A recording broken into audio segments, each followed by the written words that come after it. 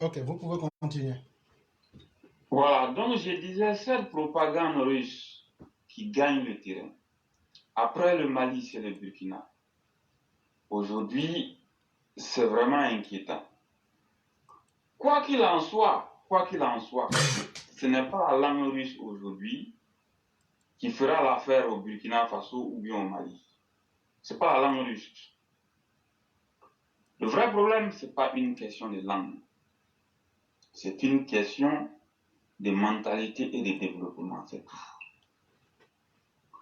Donc aujourd'hui, tous les Africains qui font aujourd'hui le jeu de la Russie, ils auront une part de responsabilité assez lourde dans l'histoire. Et je vous dis, ces gens-là, ils se font financer par la Russie. Malheureusement, vous ne verrez pas leur famille aller s'installer en Russie.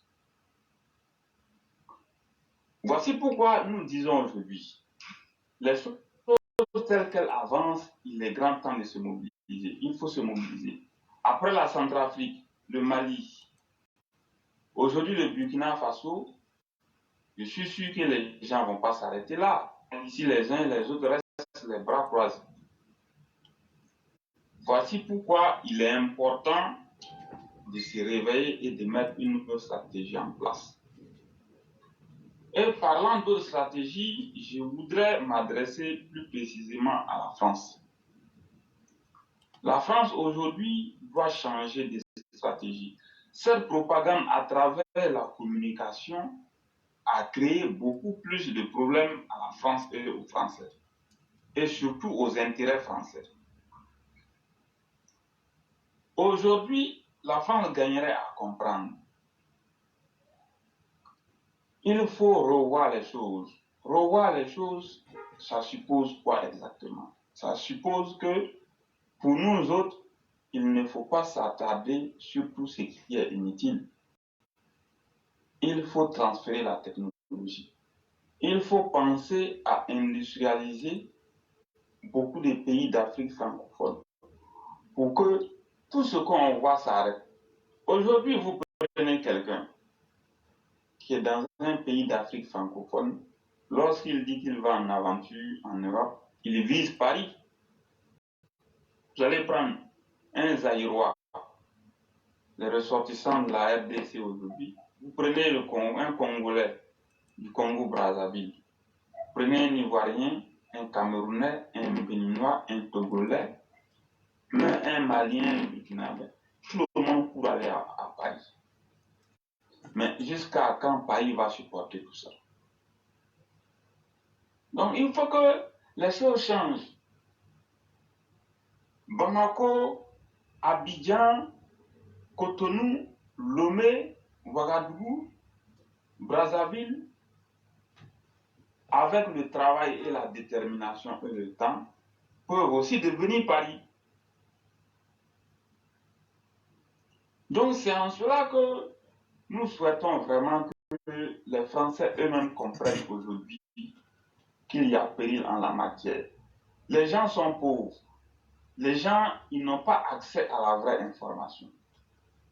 Tout de suite, celui qui vient raconter des bêtises, ne sachant pas réfléchir assez pour faire une analyse quantitative et qualitative de la situation, qu'est-ce que les gens ils vont faire? On croit tout de suite à des bouffons comme Kémy Seba. Vous voyez? Et c'est ce qui est malheureux. Nous pensons que tout ça, c'est la pauvreté. Ce sont les effets pervers de la pauvreté qui sont à l'origine de tout ce que nous voyons. La meilleure des solutions pour nous autres, les grandes entreprises françaises disposent d'une technologie de pointe. Il faut transférer la technologie. De sorte que lorsqu'on aura en Afrique des grandes villes industrielles où on peut avoir des emplois, l'on n'aura vraiment plus besoin de venir instrumentaliser quelqu'un et dire que, bon, c'est la France qui est contre vous, c'est la France qui confisque vos biens, c'est la France qui décide de tout ce que vous voulez. Eh bien, révoltez-vous. Voilà le discours qui est servi un peu partout dans plusieurs grandes villes africaines pour amener les uns et les autres à se révolter contre la France. Nous autres, nous disons aujourd'hui qu'il faut aller vite et il faut être plus efficace. L'efficacité suppose quoi? Il faut attaquer le problème à sa racine. C'est un problème de fond. Le vrai problème, c'est le chômage et la pauvreté. Qu'est-ce qui peut résoudre ce problème-là, en fait? C'est la création d'emplois et de richesses. Ça s'arrête là. Donc, il faut que vraiment il y ait une prise de conscience collective en France et aussi au sommet de l'État dans les pays d'Afrique francophone. On ne peut pas continuer à servir des rhétoriques, des panafricanismes, des souverainetés, et puis croire que c'est ce qui va donner de l'emploi. Non. Aller au fond. Le fond, c'est l'industrialisation, ça s'arrête là. L'industrialisation va entraîner la création d'emplois dans presque tous les secteurs. Sans le savoir, en industrialisant, on va créer des emplois. Je n'ai même pas besoin de citer même presque tous les secteurs que vous voulez. Donc aujourd'hui, la propagande russe qui gagne le terrain, c'est une inquiétude majeure. Il faut arrêter cette propagande-là, parce que cette propagande va entraîner la déstabilisation des pays d'Afrique francophone et de la sous-région. Déjà, la situation, elle est difficile. Avec la paix qu'on peut constater un peu dans d'autres pays, dans beaucoup de pays, la situation économique, elle est difficile. Si aujourd'hui, on vient instrumentaliser les gens se révoltent, il y a les émeutes partout. Un président qui est là n'a pas le temps de dérouler sa feuille de route, n'a pas le temps d'asseoir sa vision. À tout moment, il faut aller de coup d'État en coup d'État. Qu'est-ce qui va se passer avec l'avenir? La situation va se compliquer. Et lorsque la situation se complique dans les pays d'Afrique francophone, les gens vont où ils veulent aller à Paris. En ce moment où nous parlons, vous allez constater malheureusement que sur les chemins de la mort et de l'immigration illégale, il y a des milliers d'Africains qui sont sur ce chemin-là en ce moment. Ils cherchent à passer par la Libye ou la Tunisie, prendre la Méditerranée et aller en Europe. C'est très triste. Les gens ont beau dénoncer, ça ne s'arrête pas. Pourquoi ça ne s'arrête pas? Il faut chercher à savoir.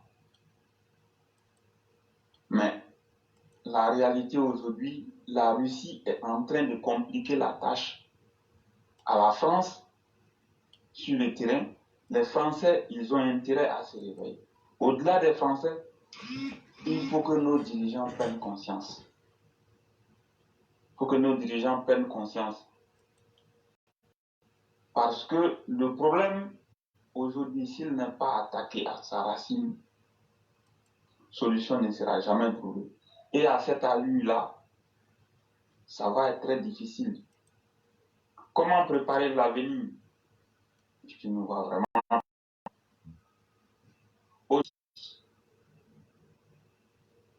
Et c'est très inquiétant.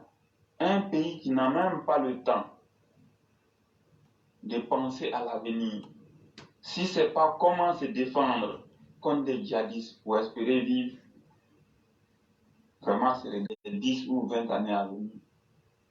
Dans ces deux pays, Dieu seul sait. Mais ce que je peux dire en Côte d'Ivoire ici, vraiment, il faut que les gens tiennent. Parce que quand on prend des gens appelés Gore, des gens même qui normalement ne devait même pas naître en Côte d'Ivoire. Nous nous posons bien la question, quelle a été même vraiment l'utilité même de l'existence des GOR en Côte d'Ivoire? Nous nous posons la question. Voici des gens qui sont négatifs sur tous les bords, des gens qui n'aiment pas le travail, des gens qui n'aiment pas faire des efforts, ils n'aiment pas aller au champ, ils n'aiment pas faire les travaux difficiles, ils n'aiment pas fournir assez d'efforts et ils ne savent même pas chercher l'argent. Des gens comme ça qui veulent le pouvoir politique. Ils ont eu le pouvoir ici. Malheureusement, pendant près d'une décennie, on a vu le résultat. Et ce sont ces gens-là aujourd'hui qui sont les partisans de la Russie. Vous pensez que si les uns et les autres ne se réveillent pas, et puis un jour, par malheur, ils arrivent à avoir une petite partie du pouvoir encore, qu'est-ce qui va bien se passer? Les individus nuisibles en Côte d'Ivoire, vous allez bien faire le constat, ce sont les GOR. Et depuis les indépendances jusqu'à aujourd'hui, ce sont des gens, vous allez évaluer le produit intérieur brut, le PIB de la Côte d'Ivoire, leur contribution, elle est nulle. Oui, moi je confirme. La contribution dans le produit intérieur brut des GOR en Côte d'Ivoire ici, c'est nul. C'est très nul. Donc si aujourd'hui ces gens-là, ils veulent utiliser la propagande russe pour détruire les pays, nous pensons qu'il faut être vigilant. Et c'est en cela que moi j'ai toujours dit, si nous étions dans un pays normal, logiquement, des gens comme ça, ils ne devaient plus avoir accès aux médias. Les gens pensent que dans les soucis d'équilibre de l'information, qu'il faut donner la parole à ces gens-là, mais à mon avis, il ne faut pas. Parce que n'oubliez pas, hein, la France, plus précisément l'Europe, a mis 7 siècles pour se développer et se construire, pour arriver là où elle est. C'est ce que l'Europe a fait. Mais vous pensez que si pendant ces 7 siècles, on avait donné le droit de parole à une légion d'imbéciles comme les GOR en Europe, on en serait là aujourd'hui? Ce continent-là n'allait pas exister. Donc, à un moment donné, il faut être prudent. On voit ici, il y a plusieurs chaînes de télévision, il y a les médias, mais attention, attention, il faut que vraiment les gens se réveillent. Parce que la propagande russe, nous ne voulons pas qu'elle prospère en Côte d'Ivoire. Et en ce qui nous concerne, nous allons nous donner les moyens pour ne pas, même qu'elle existe en Côte d'Ivoire ici. Voici ce que je voulais dire. Si vous avez quelque chose à ajouter, je vous écoute. Merci beaucoup le concurrent. Je crois que ce que vous avez dit est suffisamment clair. Et les gens ne se souviendraient pas peut-être, mais en avril de l'année dernière, lorsque les Russes commençaient à s'installer en Afrique, j'ai eu à faire une émission où j'ai invité les uns les autres. J'ai dit que leur cible, c'était le Niger et le Sénégal. Et j'ai expliqué un peu, mais qu'en définitive, c'était pour attaquer le Mali, le Burkina, etc. Et en dernier, la Côte d'Ivoire. Et les gens peut-être peuvent penser que c'est une vue d'esprit, mais sachez que nous sommes dans un monde où chacun aujourd'hui a la conquête de ses intérêts, à la recherche active de ses intérêts. Et ce n'est pas les Russes qu'il faut blâmer d'être à la recherche de leurs intérêts quand ils peuvent balayer d'autres idéologies pour s'installer. Malheureusement, les Africains aiment toujours être surpris par les événements et c'est après maintenant, lorsqu'on voit les faits accomplis, qu'on cherche des solutions. Mais en général, il est trop tard lorsqu'on se retrouve à un tel état. C'est vraiment important. Et vous avez tellement bien expliqué qu'aujourd'hui, nos différents présidents, pour qu'on puisse en arriver à une industrialisation, il faut qu'eux-mêmes soient sérieux. Il faut qu'ils soient des interlocuteurs sérieux avec des programmes Mais quand on voit des gens comme de Alassane Ouattara qui se battent tout seuls avec la bonne volonté parmi des chefs d'État putschistes, parmi des chefs d'État juste là par défaut, vous voyez que ça devient beaucoup plus difficile. Quand on a en face de nous un peuple qui veut le discours de la facilité, mais qui refuse le travail, est-ce que si on industrialisait l'Afrique, mais que les Africains eux-mêmes ne veulent pas travailler, est-ce qu'on atteindrait aussi les objectifs? En fait, toutes les questions sont liées. Cela nous ramène à une seule chose, la responsabilité collective et des dirigeants et des dirigés. Et c'est pourquoi il faut pouvoir prendre des décisions fortes dans tous les pays africains. Je crois que c'est ce qui sera aussi notre salut. C'est vraiment important. Mais tant que les gens voudraient le discours de la facilité, les gens voudraient entendre ce que leurs auront envie d'entendre. Je crois qu'on dit que l'Europe a pris 7 siècles, mais allez parler aussi de la chasse aux sorcières. La chasse aux sorcières, en réalité, ce n'est pas toute la raison, mais l'une des raisons, on voulait assainir aussi les mentalités. Parce que là où on parlait de l'intensité de la pesanteur, pour dire que tout ce qu'on jette en haut retombe là, il y a des sénoufos qui se cachaient, qui démontraient qu'eux peuvent se suspendre en l'air. Oui, ça aussi c'est possible dans le monde. Et donc il a fallu balayer tout ça pour faire une uniformité de la pensée. Que ce soit en matière de littérature, que ce soit en matière de la science. C'est pourquoi Mère Blanc peut vous le confirmer, quand on parle du siècle des Lumières, quand on parle de l'art gothique, tout ça, on a modélé les différentes formes de pensée dans tous les domaines pour en arriver à là où ils sont aujourd'hui. Et chers Africains, il va falloir qu'on essaye de modeler nos pensées pour aller vers le positif qui pourra nous relever vers le bas. Et tous, on n'a même pas encore commencé ce travail-là.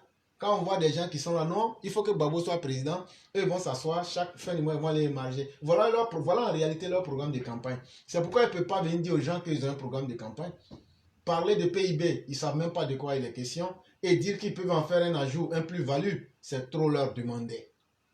Et chers frères, je crois que de telles personnes, on doit se débarrasser d'elles. Comme la chasse des sorcières, on doit pouvoir les faire passer au feu. Et le monde s'en porterait mieux. Il y a Yann qui posait la question de savoir, face à la velléité de certains cadres de ne pas vraiment écouter les bases, est-ce que le Prado ne pouvait pas taper du poing sur la table de sorte que ces cadres-là puissent respecter la volonté des bases? Cher frère Yann, votre question a son pesant d'or, mais la réponse aussi sera très simple. Cher frère Yann, si tu mets ton enfant à l'école, tu as mis l'enfant dans toutes les conditions, mais que le soir, l'enfant refuse d'étudier. Il dit, mais comme tu m'as mis dans toutes les conditions, il faut venir étudier à ma place. Je crois que toi-même, le parent, tu vas commencer à regretter d'avoir même mis l'enfant au monde. Qu'on le veuille ou pas aujourd'hui, Alassane Ouattara ne va pas sortir pour le dire dans sa bouche, mais il est déçu de beaucoup de ces cadres-là. Il les regarde.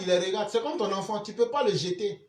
Mais toi-même, tu sais que tu as fait tout ce que tu pouvais. Mais dans la vie, là, on ne peut pas fabriquer le destin de quelqu'un. En réalité, quand quelqu'un ne veut pas aller de l'avant, quand quelqu'un ne vaut rien, là, tu ne peux pas changer son destin. Sinon, il n'y a pas meilleure école qu'Alassane Ouattara. Mais si aujourd'hui, eux-mêmes, ils sont en train de se tirer vers le bas, qu'est-ce que vous voulez qu'Alassane Ouattara fasse? Après tout ce qu'il a fait, là, il n'a qu'à descendre encore pour dire, bon, venez, je vais étudier à votre place. Et puis, encore, l'enfant va dire encore, il faut aller passer l'examen à ma place. Là, toi, le papa, on va t'attraper pour te mettre en prison. C'est ce que les gens avaient. Sinon, si on va présenter notre papa, on va présenter notre papa. Toi-même, là, si tu étais un bon jeune, là, on pouvait te présenter. Je parle de Mamadou Touré. Quand on sort, on va présenter notre papa aussi. Votre papa, là, lui, il a déjà montré ce qu'il peut. Quelque part, c'est un discours de vaurien qu'on tient. Si vous étiez formé autour du papa, là, on allait dire, nous, on va aller battre vos papas dans l'élection. Nous, notre plus petit papa, moi, je suis là. Pourquoi nous, on est venu derrière tout le monde? On dit, venez, on va faire débat, tout le monde refuse. Est-ce que c'est parce qu'on est plus fort? Mais c'est parce que chacun sait ce que chacun vaut. Et donc, on ne demande pas au bon Dieu sa propre barbe. Ce sera aller dans les excès. Ils peuvent continuer. À la fin de la journée, Alassane a déjà montré ce qu'il est. Tout le monde connaît. Mais eux, là, leur destin, là, le jour qu'Alassane ne sera plus là, ça sera fini pour eux. Parce que moi, je ne me vois pas en train de suivre de telles personnes. Et je ne me vois pas en train de dire à quelqu'un, il faut les suivre. C'est pourquoi Photocopie sera obligé de se présenter.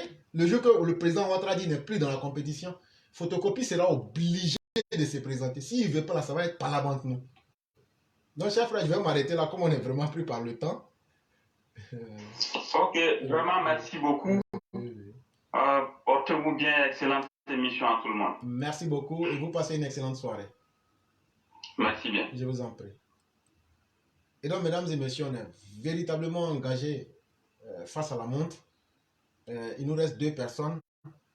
Je vais prendre d'abord Abdul, à qui nous allons accorder, s'il le peut, moins de 15 minutes, mais c'est 15 minutes, et on va donner le reste du temps au cyclone pour qu'il puisse s'exprimer.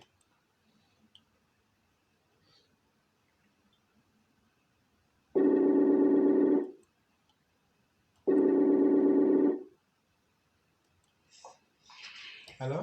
Allô? Oui, bonjour, cher frère. Cher frère, bonjour, comment Oui, allez-vous? je vais très bien, vous-même? Oui, je vais très très bien. Dieu merci. Donc, cher frère, comme on n'est plus par le temps, je dis bonsoir à tout le monde, bonsoir à tous les intervenants. Cher frère, vraiment, je tenais à te remercier pour l'émission du samedi.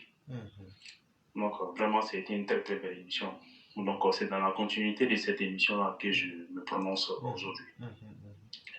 Cher frère, le président Alassane Ouattara, c'est quelqu'un qu'on m'a jamais fini de remercier. Le président Alassane Ouattara, à travers la gestion de la crise malienne, le président Alassane Ouattara a démontré combien de fois il tenait à ce peuple qu'on appelle les Ivoiriens. Le président Alassane Ouattara, il a restauré plus d'une moitié de la population dans leur dignité. Le président Alassane Ouattara, c'est quelqu'un qui ne sait pas catégoriser les gens. Le président Alassane Ouattara, c'est quelqu'un qui ne sait pas également humilier les gens, raison pour laquelle nous sommes sur cette plateforme-là en train de défendre le père, c'est-à-dire le président Alassane Ouattara. Chers frères,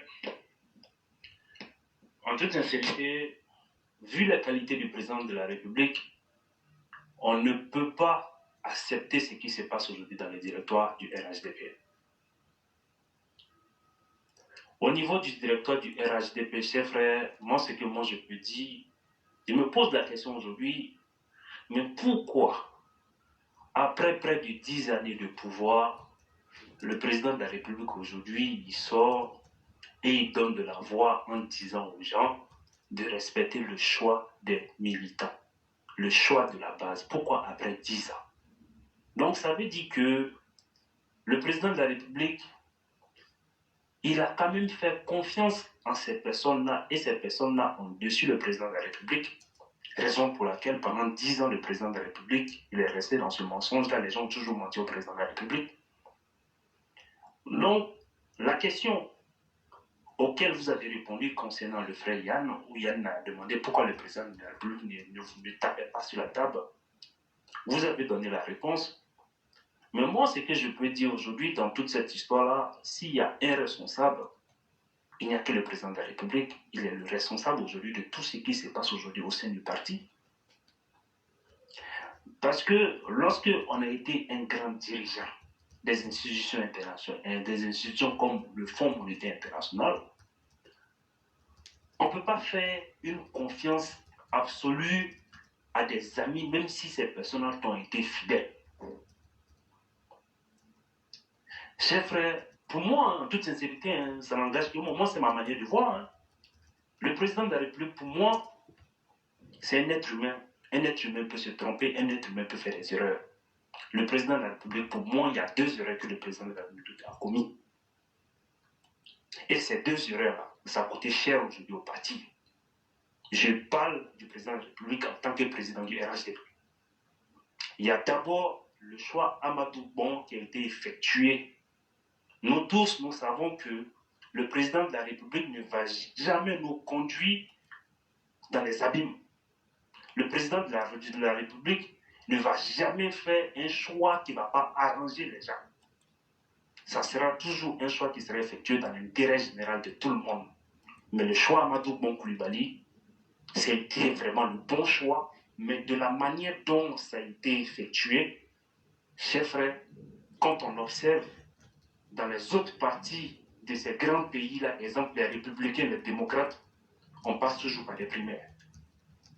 Quand on observe aussi au niveau de la politique française, pour être représentant du parti, on passe toujours par les primaires. Bien vrai que Amadou Bon Coulibaly, c'était le meilleur choix parmi eux tous. Mais ce choix d'Amadou Bon Coulibaly, ça a créé des frustrés, des gens même là, qui se disaient qu'ils étaient présidentiables aussi.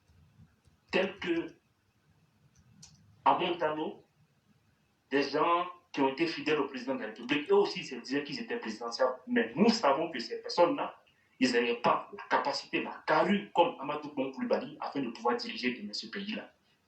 Mais la seule chose qu'on devait faire, c'était d'aller au primaire. Et les gens allaient de voter et le choix allait de supporter si Amadou Bon Coulibaly. Et là, ces personnes, elles allaient de se taire. Pour moi, la deuxième erreur également, c'est au niveau du choix des ministres-gouverneurs.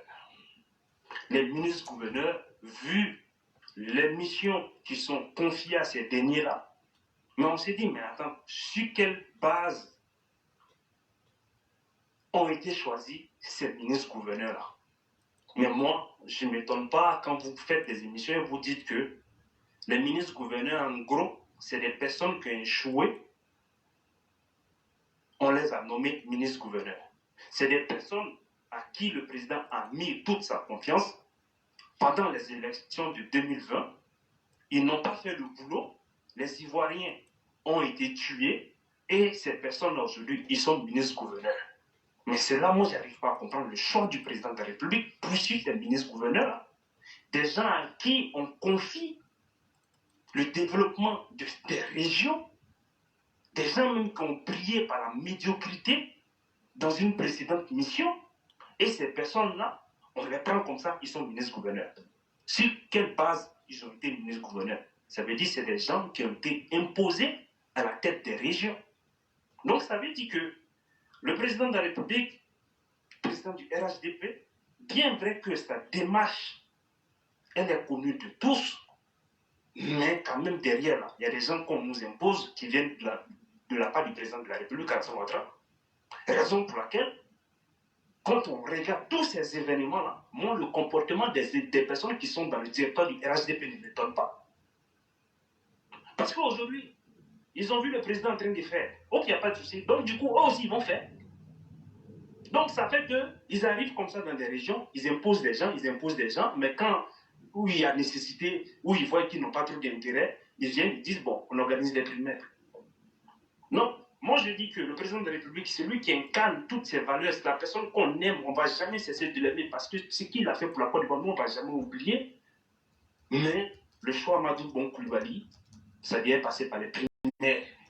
Et ces primaires-là, c'est un message qu'on avait de lancer à tous ces cadres-là, même dans les élections, dans les élections départementales, là. C'est des élections qu'on organisait et les gens, ils ont voté. Mais eux, aujourd'hui, je ne sais pas sur quoi ils sont là, sur quoi ils comptent exactement pour imposer des gens à la tête. Raison pour laquelle, moi, je n'exclus pas le président de la République dans ce qui est en train de se passer aujourd'hui. Mais comme c'est le père de la nation, aujourd'hui, c'est le père qui a toujours voulu tout le monde. Nous allons continuer toujours d'aider le président de la République pour que son choix puisse être respecté, c'est-à-dire la volonté des militants. Chers frères, quand je vois aujourd'hui tout ce qui se passe aujourd'hui dans le RHDP, ça m'étonne. En fait, j'ai l'impression d'avoir vu ça parce que quand on lit quand même l'histoire du président Félix Houphouët-Boigny, lorsque on a Étienne Diomaye qui a décidé de quitter le parti parce que c'est quelqu'un qui a été frustré à travers une élection qui s'est passée au sein du PDCI où c'est Auguste Denis qui a été choisi, il a décidé de partir. Donc j'ai l'impression de voir ça aujourd'hui en train de se répéter au sein du RHDP. Aujourd'hui, quand on voit au sein du RHDP des personnes qui sont en train de courir derrière les opposants, les gens du PPACI, qui sont en train aujourd'hui d'accepter toutes ces personnes-là qui viennent du PDCI. Mais ça fait qu'aujourd'hui, le PDCI se moque du RHDP. Et ce que je dis, c'est vérifié parce que pas plus tard que la semaine dernière, le week-end dernier, il y a un interview qui a été accordé à Jean-Louis Billon. Mais Jean-Louis Billon, il a dit quelque chose. Toute la nuit, ça m'a fait mal, je n'ai pas pu dormir. Jean-Louis Billon, il a dit ceci. Il dit les compétences se retrouvent au sein du PDCI. Raison pour laquelle le parti au pouvoir vient piocher au PDCI RDA. Et il a dit encore que par défaut des ressources humaines, le parti au pouvoir vient piocher dans le vivier du PDCI RDA. Mais j'ai dit, mais ce mec-là, il compte sur quoi exactement? Et puis il dit ça. Mais quand je m'assois, j'ai dit, mais il n'est pas con. Parce que j'arrive pas à comprendre. On nous met des ministres à des postes et ces personnes-là sont improductives. Quand on confie une jeunesse à Touré Mamadou, par exemple, c'est vrai, il n'a pas les compétences pour pouvoir gérer ce ministère-là. Mais il est là-bas. On prend Kandia Kamara, un poste clé, ministère des Affaires étrangères. Elle ne peut pas assurer. On est obligé d'aller prendre un ex-go qui est ce Guédier-là, qui est aujourd'hui délégué auprès du Kandia Kamara. Donc ça veut dire qu'effectivement, on a manque de compétences, c'est la raison pour laquelle on est en train de recruter les gens partout. Et comme vous le dites, ces personnes-là, quand ils viennent d'abord pour les ventes, raison pour laquelle on leur fait de la place sans résister. Parce que pour eux, ils sont plus intelligents que des personnes qui sont restées au RHDP ou bien au RDR, des personnes qui sont aussi compétentes, mais eux, là, on les met devant tout le monde. Donc Jean-Louis Bion, il a raison. Il a vraiment raison. Et en ce qui concerne le cumul de postes, chers frères, moi je me dis aujourd'hui en Côte d'Ivoire, c'est une question d'éthique. C'est une question d'éducation. Parce que, chers frères, je vais prendre juste un exemple pour pouvoir représenter un peu ce qu'on appelle cumul de postes. Chers frères, je me rappelle comme ça, j'étais en train de me balader dans une gare en été. Il y a ce qu'on appelle en France la SNCF. C'est-à-dire la SNCF, tellement il faisait chaud, ils ont envoyé des packs d'eau qui peuvent même, lorsqu'on empile, qui peuvent faire 1,20 m, par exemple. Tout le monde rentre. Quand tu as soif, tu t'en prends une bouteille d'eau et après tu attends ton train. Mais moi, j'ai vu une dame, une femme africaine, elle est allée vers le pack d'eau là, chez frère. Elle a pris un pack, elle a pris une bouteille, 2 bouteilles, 3 bouteilles, 4 bouteilles. Elle a ouvert son sac, elle a mis encore des bouteilles là-dedans. Et ça, elle n'était même pas gênée. Les gens sortaient leur téléphone pour la filmer dans la gare. Il n'y a qu'un Africain qui peut avoir ce comportement-là. Donc quand je vois cette dame-là en train de se comporter comme ça, c'est comme ça que je vois aujourd'hui au cadre au sein du RHDP. Tu es ministre, tu veux être maire, tu veux être député, tu veux être président du conseil régional. Attends, mais c'est pas possible. C'est pas possible. C'est maintenant que je comprends pourquoi il n'y a aucun député en Côte d'Ivoire qui est capable de se lever. Relativement aux expériences, il a dit par exemple une fois que, avec du recul, je crois que c'était dans un discours de Nouvel An, ou bien je ne sais plus quel discours, il a dit qu'on